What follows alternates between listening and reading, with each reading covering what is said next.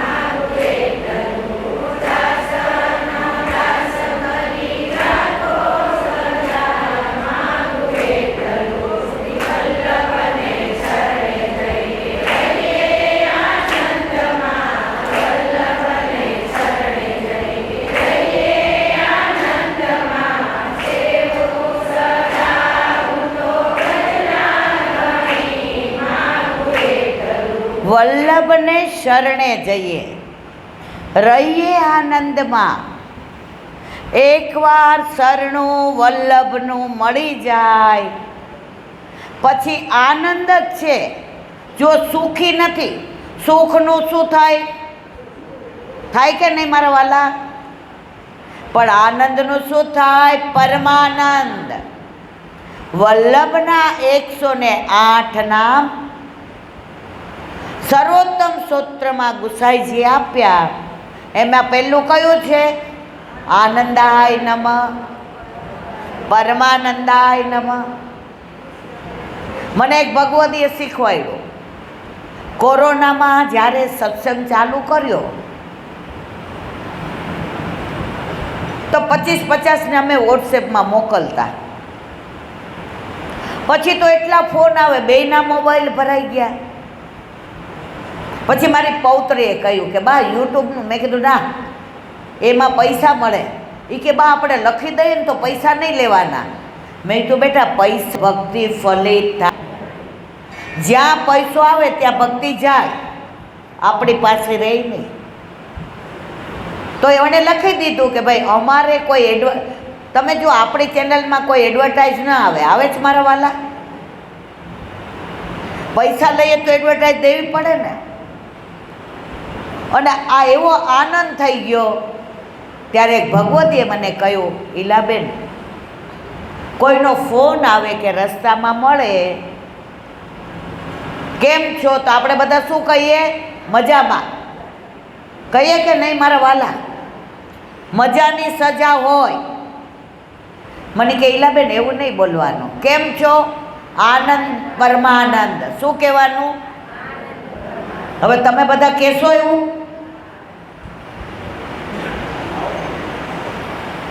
શ્રી વલ્લભાધીશ એવું કહે છે, વેદ એવું કહે છે, પુસ્તકો એવું કહે છે કે રાજકારણમાં જ્યારે ધર્મ આવે ને રાજકારણમાં જ્યારે ધર્મ આવે ને ત્યારે સમજી લેવાનું કે આ રાજકારણીઓ ક્યારેય ખોટું કરશે, એની પ્રતીતિ કરી. આજે શનિ રવિમાં એ લોકોને ઘણું કામ હોય, એમને ઘણા પ્રોગ્રામ હોય, અને ઘરવાળા કહેતા હોય કોક દી તો શનિ રવિ અમારી યારે રહ્યો.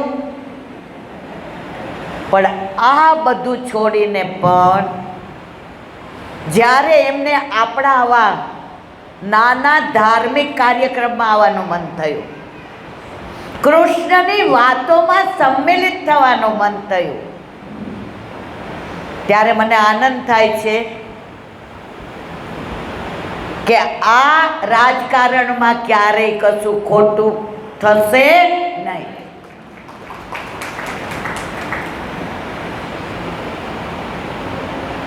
બીજું, જ્યારે ભગવાન ગમવા માંડે, ભગવાનની વાતો ગમે, કૃષ્ણ ગમે, ત્યારે રાજકારણમાંથી એટલી વાર આપણામાં આવી જાય છે. અને મને આનંદ છે, હું બહુ નજીકથી નથી ઓળખતી, પણ કાનાભાઈ દ્વારા સાંભળ્યું કે ભાઈબા એટલા ભલા માણસ છે કે કદાચ હું મારા ભાઈને ન કહી શકું એવી વાત એમને કહી શકું. કીધું તું કાના. હવે આટલું સરળ જેનું વ્યક્તિત્વ હોય એ જ્યારે આપણી વચમાં આવે ને ત્યારે એ મોભો ભૂલી ગયા કે હું શું છું, એ ભૂલી ગયા કે હું ક્યાં છું.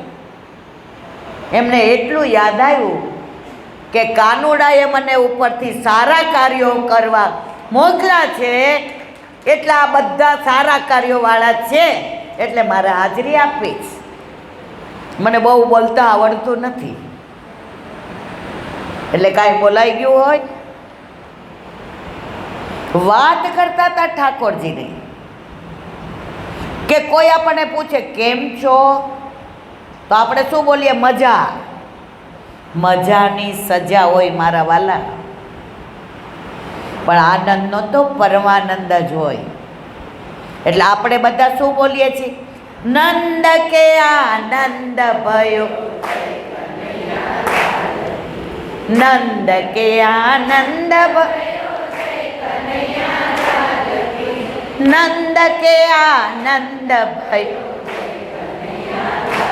આપણે નંદ ઘેર મજા નહીં, નંદ ઘેર કૃષ્ણ નહીં, નંદ ઘેર.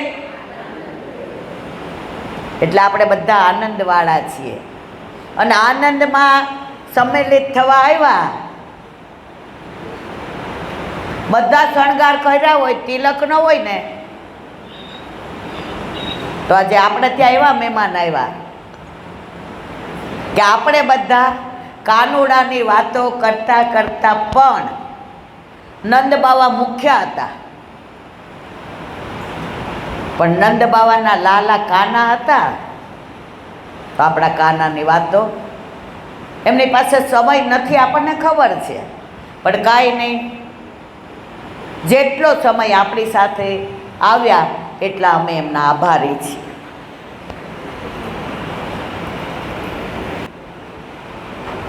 પાછળ પાછળ વાસુદેવ ચકડા ગયા તો વલ્લભ દામોદર દાસજીને કહેતા હતા, દમલા, જેનો હાથ એકવાર ઠાકોરજી પકડે છે ને એને ક્યારેય છોડતા. આપણે ચિંતા કરવાની જરૂર છે? આપણો હાથ કોણે પકડ્યો છે મારા વાલા? બોલો તો ખરા. હમણાં ચા છે વ્યવસ્થા અહીંયા, આઈસ્ક્રીમ એની બધી. આપણે બધા છે ને એક જ પ્રભુએ આપણો હાથ પકડ્યો છે. દુનિયામાં આટલા બધા ભારતમાં ધર્મો છે, સર્વ ધર્મ સંભાવ, પણ કોર્ટમાં તમે જાઓ, કોર્ટમાં તો શેના ઉપર હાથ મુકાવે? ગીતાજી કોની? તો આપણે બધા કોના? હમણાં મેં એક લેખ ઇંગ્લિશમાં વાંચ્યો હતો. એ કન્ટ્રીનું, એ દેશનું નામ ભૂલી ગઈ, યાદ આવે એટલે કહું. એ વૈજ્ઞાનિક એટલી બધી સરસ શોધ કરતા હતા. હવે થોડા મૂંઝાયા, કેટલા પુસ્તકો જોયા, ગૂગલમાં સર્ચ કર્યું, પણ એને ક્યાંય ચેન ન પડ્યું. એમના મિત્રએ એમને જમવા બોલાવ્યા. તો એના મિત્ર અંદર એના વાઈફને કહેવા ગયા કે ટેબલ ઉપર બધું વ્યવસ્થિત તૈયાર કરજે. આ મોટા વૈજ્ઞાનિક છે, સાયન્ટિસ્ટ. ત્યાં એમનું ધ્યાન ઓલા પુસ્તકો પર ગયું. એમાં એને ગીતાજી જોયા. એ ગીતાજી ઇંગ્લિશમાં હતા, કારણ કે આને ગુજરાતી હિન્દી તો આવડે નહીં. એણે થોડું વાંચ્યું, એને એવો રસ પડ્યો. ઓલું જમવાનું આવ્યું, ઠંડુ થયું, ટેબલ ગોઠવાયું, પણ ગીતાજી ના છોડે. અને જ્યાં મૂંઝાણા તે પાનું આવ્યું, પેજ. જ્યાં મૂંઝાતા એ રસ્તો મળી ગયો. ત્યારે એણે સરસ લખ્યું કે ગીતાજી ન મળ્યા હોત તો હું અહીંયા સુધી ના પહોંચ્યો હોત.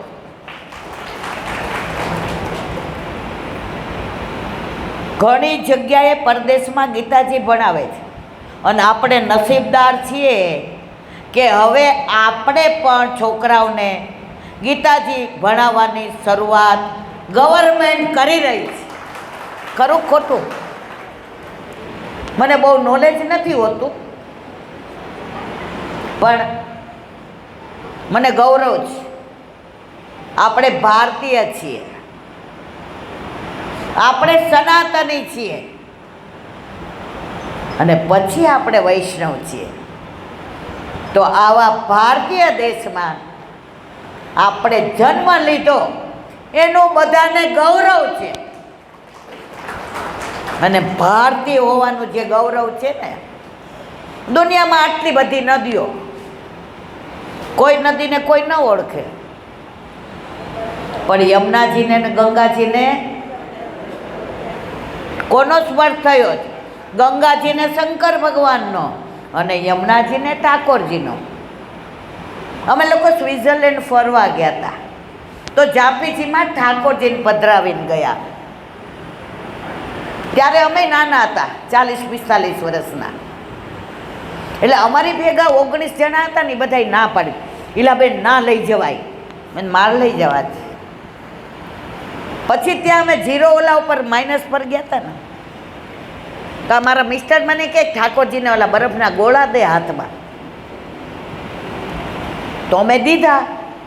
તો ફોરેનર આવ્યા દોડતા, લોર્ડ કૃષ્ણ, લોર્ડ કૃષ્ણ. બધા કૃષ્ણને ઓળખે છે, એટલે કૃષ્ણ બધાનો પ્રિય છે. પછી આપણો તો પ્રિય હોય ને મારવાલા. એવા કૃષ્ણના દેશવાળા છીએ. વિવેકાનંદ એકવાર પરદેશ ગયા, એટલે ઓલી આપણો પહેરવેશ ભારતીય. એ લોકો તો એવું જ મને કે સુટેડ બુટેડ હોય એ જ એજ્યુકેટેડ હોય. પણ ભાઈ અમારી પાસે, તારી પાસે નથી. વાત લાંબી છે, પણ મારે 2 મિનિટમાં કરવી છે. પછી થોડા 5 શબ્દો આપણે આવ્યા છે તો લાભ લઈ લેવાય. અમે ગુજરાતમાંથી આવીએ છીએ.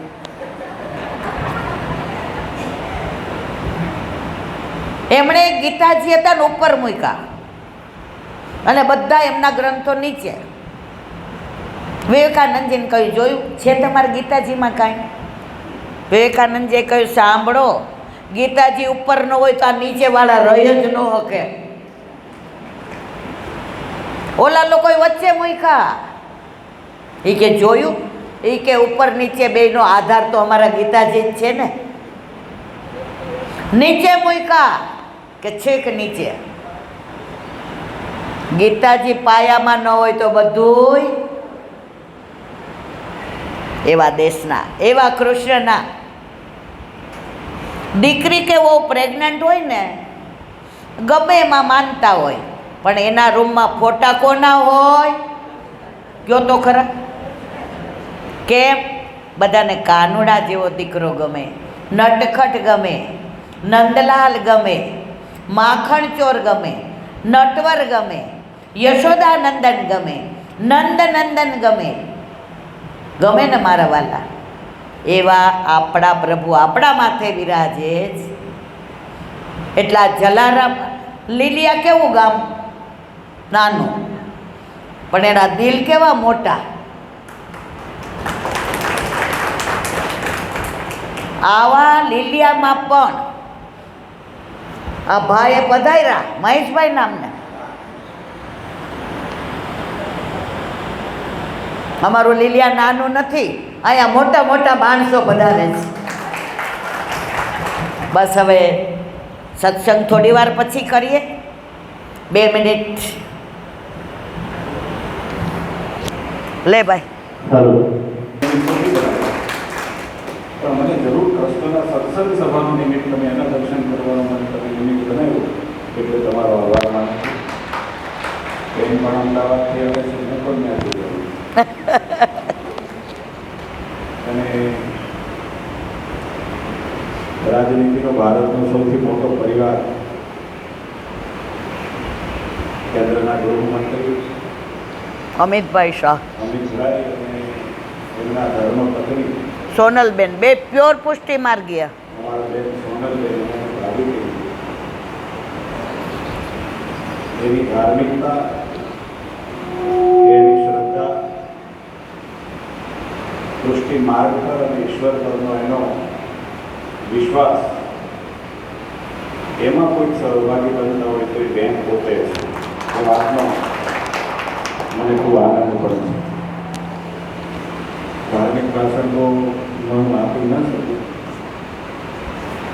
પણ મારી બાજુમાં હું જ્યાં કંઈ કહું છું ત્યાં જ બાજુમાં મારું એક દિવાલ છે પુષ્ટિ માર્ગની હવેલી. અમારા રાજેશ બાવા મહિન્દ્ર, હા હા, કૃષ્ણ બાવા એના 2 દીકરા, એને હું બંને સાથે રહું. અચ્છા.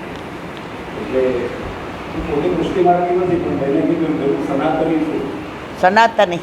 અને કદાચ એવું કહી શકાય કે હું કટ્ટર સનાતની છું, એવું પણ કહેવા મને જરૂર. સનાતનની વ્યાખ્યામાં હવે જે સાંસ્કૃતિક વાતની વ્યાખ્યા કરીએ છીએ એમાં દુનિયાનો શ્રેષ્ઠ સનાતની એને કહી શકાય કે અમને અમારા ધર્મ પર માન છે, અમારા ધર્મ પર સન્માન છે, પરંતુ અમે બાકીની બધી જ સંસ્કૃતિઓનું સન્માન કરીએ. અમારો ધર્મ પહેલા અમને એ શીખવાડે છે કે અમારો ધર્મ તો મહાન છે, અમારી પરંપરા, અમારી સંસ્કૃતિ, અમારા રીત રિવાજ, અમારી રહેણી કહેણી, અમારી પૂજા પદ્ધતિ, અમારું ઈશ્વર, અમારું સાહિત્ય, એ બધું જ મહાન છે.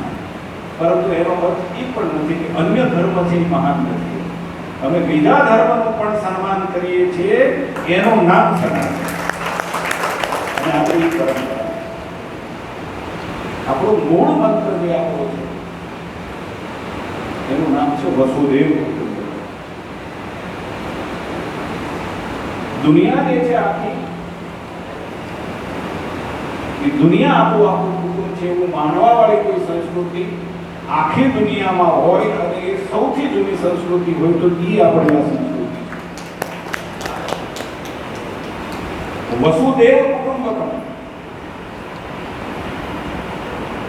એ દુનિયા જે છે એ આપણું કુટુંબ છે, પણ વસુદેવ શું છે?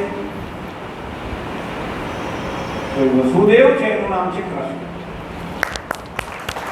દુનિયા બીજું કઈ નથી, દુનિયા એટલે કૃષ્ણ. વાત પતી ગઈ. દુનિયા એટલે કૃષ્ણ. વસુદેવ કુટુંબકમ. હું તમે છીએ કૃષ્ણની દુનિયા છે. અદ્ભુત પાત્ર. મેં કહ્યું કે દુનિયાના દેશોના લોકો જેની પાછળ પાગલ છે, એવું એક આપણા ધર્મના દેવતા, એવું એક આપણું પાત્ર ભગવાન કૃષ્ણ. અને કૃષ્ણની આરાધના, માત્ર કૃષ્ણની આરાધના એટલે આ પુષ્ટિ માર્ગ. પુષ્ટિ માર્ગ બીજું કશું તો નથી, માત્ર કૃષ્ણની આરાધના. કે દુનિયા જે છે, દુનિયા એટલે વસુદેવ, અને વસુદેવ એટલે કૃષ્ણ. તમે માત્ર કૃષ્ણની આરાધના નહીં, દુનિયાની આરાધના કરો છો. દુનિયાની આરાધના એટલા માટે કરો છો કે માત્ર મારું કલ્યાણ નહીં, પરંતુ સમગ્ર જગતનું કલ્યાણ. આપણે તો ચોમાસાનો સમય છે, આપણે માતા વસુધાને માતા માનીએ. ત્યાં ધરતી છે, મૂળ માતા કોણ? મારું તમારું. તો મૂળ માતા મારી તમારી છે વસુધા. ત્યાં ધરતી છે આપણી માતા, અને માત્ર આપણી માતા નથી. એ ઝાડ, પાન, ફૂલ, ફળ, પથ્થર, સજીવ છે એની પણ માતા છે, નિર્જીવ છે એની પણ માતા છે, પશુની માતા છે, પંખીની માતા. અને એટલા માટે આપણે ધરતીનું પૂજન, એટલા માટે કહીએ છીએ કે બધી જ માતા કરતા સૌથી પહેલી કોઈની માતા હોય તો એ આપણી માતા છે.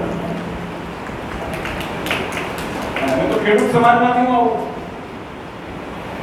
અમારે તો વાવણી થાય એટલે દતાળ જ્યારે જમીનમાં પહેલો એનો ખીપો પડે એટલે અમે પહેલા ચૂરમાનો લાડવો પહેલા ચાલીએ કે હે માં, હું તો તારું સંતાન છું, પણ જીવ જંતુ કરોળિયાથી માંડીને તમામ તારા સંતાન છે. અમે વાવતા વાવતા જો એને કોઈને હાનિ પહોંચે, એને કોઈને ઈજા થાય તો આ પૌષ્ટિક આહાર લાડુ અમે એના માટે ચાલીએ અને તારી વંદના કરીને આગળ વાવીએ છીએ. અને એટલા માટે એ કરીએ છીએ કે કર્મમાંથી મનુષ્ય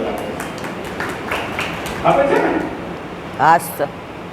કારણ કે એની માફી પહેલા માંગીએ છીએ કે માં, સૃષ્ટિ છે,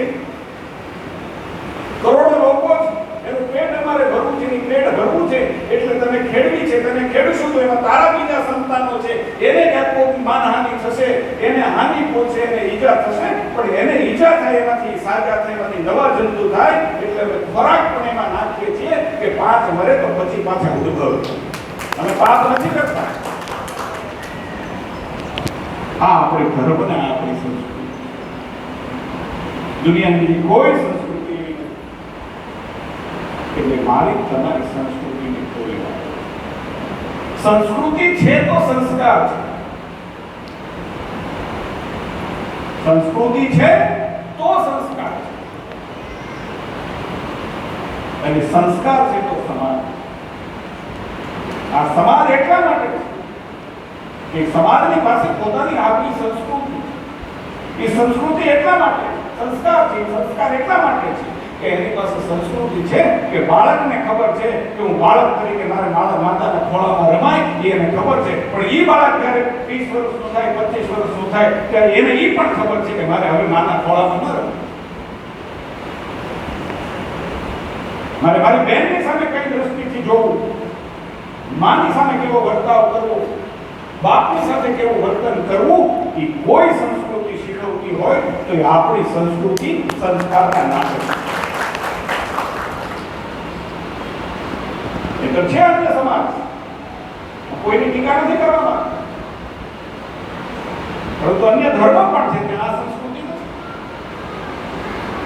આ સંસ્કૃતિ એવી છે કે એક ભાઈ એની બહેનની ઉપર નજર ન બગાડે, કારણ કે શીખવું છે, આપણે શીખવું છે કે બેન અને ભાઈમાં પ્રેમ આવો હોય, ભાભી અને દિયરનો પ્રેમ આવો હોય, માં અને દીકરાનું વાત્સલ્ય આવો, બાપ અને દીકરાને મર્યાદા,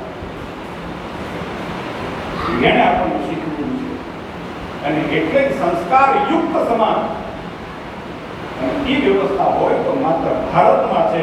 અને ભારતમાં એટલા માટે છે કે આવા લોકો સંસ્કાર આપવા માટે ગમે તેટલી જગ્યાએ દૂર જવું પડે તો થાય છે. આખું મહાભારત જુઓ,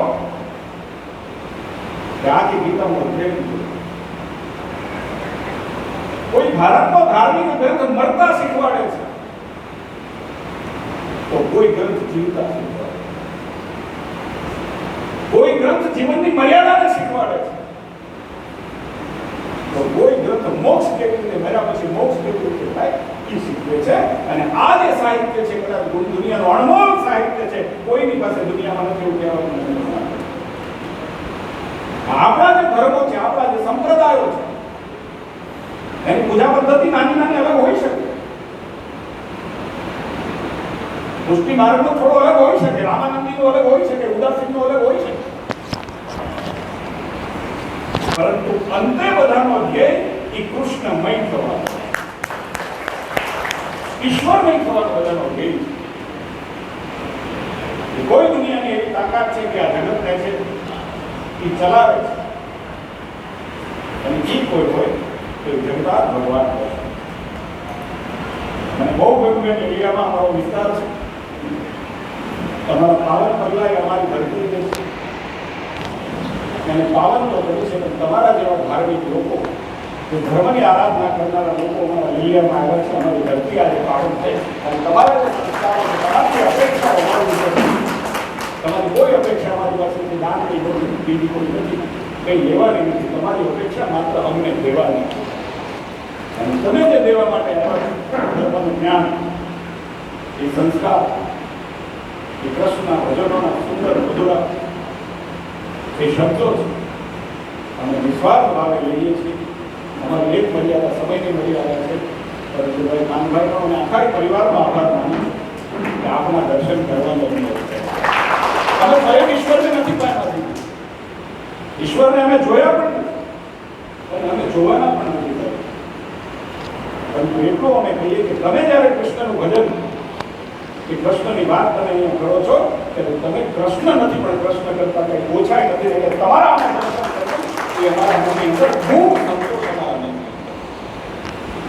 એ આધ્યાત્મિક ચેતનાઓ જે છે, એ આધ્યાત્મિક ચેતનાઓ એ દરિયાની અંદર આવે. પ્રસંગ નાનો છે પણ આની ઘણીવાર ખૂબ મોટી છે,